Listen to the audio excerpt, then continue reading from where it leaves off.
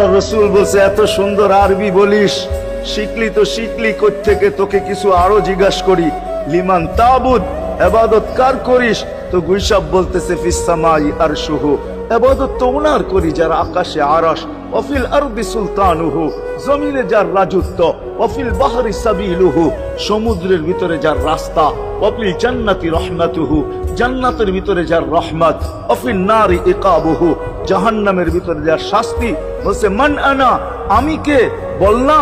তো বলছে আনতা রাসূল রাব্বিল আলামিন, আপনি সমগ্র জগতের রবের রাসূল, খাতামান নবিয়্যিন, আপনার পরে আর কোন নবী আসবে না, আপনি নবুয়তের ঘরের তালা, এই ঘরে আর কেউ ঢুকবেও না, আর কেউ বাহিরও হবে না, আপনি সর্বশেষ নবী। মান আমানা বিকা ফাজ, যে আপনার গোলাম হবে, আপনার অনুগত্য হবে, শুধু ভালোবাসবে না, আপনার অনুগত্য হবে, তার কপাল আমার মতো খোলা যাবে। ওমান কাযিবা খাবা ওয়া খাসির, যার ইঙ্গিত পাইলে ভাগ্য খোলে।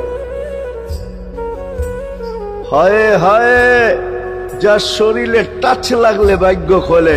আল্লাহ রসুল জুমার নামাজ পড়াইতেন খেজুর গাছের উপরে পিঠ লাগায়া। ওই সময় মেম্বর ছিল না, কে জানি কোত্থেকে মেম্বরের প্রযুক্তি শিখা আসছে। আইসা বলছে ইয়া রাসূলুল্লাহ, মেম্বর বানায়া দেই। আর কতদিন দাঁড়ায় দাঁড়ায় খুতবা দিবেন? মেম্বরে উঠবেন, বসবেন, খুতবা দিবেন। তো খুদ মেম্বর যখন বানায়া দিছে, আল্লাহ রসুলেরও পছন্দ হয়েছে, দাঁড়ায় দাঁড়ায় আর কতদিন খুতবা দিব? মেম্বরে পা রাখতে দেরি, শুকনা খেজুর গাছ বাচ্চার মতো কাঁদতে দেরি করে নাই। শুধু কাঁদে নাই, সে তো বলতেও ছিল মনে হয় আমার কাছে যে শুধু কাঁদে নাই, বিলাপ করতেছিল সে। কোত্থেকে এই ব্যক্তি আসলো, সে কোত্থেকেই মেম্বরের প্রযুক্তি পাইল, আর মেম্বরই বা কোত্থেকে বানাইলো, আমাকে বঞ্চিত করলো তো করলো কেন? আল্লাহ রসুল তার কান্নার আওয়াজে নিচে নেমে আসছেন, হাত বুলাইতেছিলেন, সান্ত্বনা দিতেছিলেন।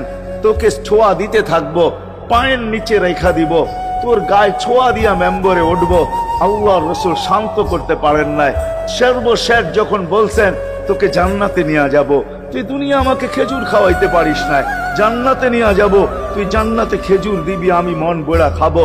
তখন যে তার কান্না ঠান্ডা হয়েছে। মেরে দোস্ত, যার ছোঁয়া লাগলে ভাগ্য খোলে। আবু তালেব তো বুকে ঘুমাইতেন, মুহাম্মদুর রাসূলুল্লাহ তো আবু তালেবের বুকে ঘুমাইতেন।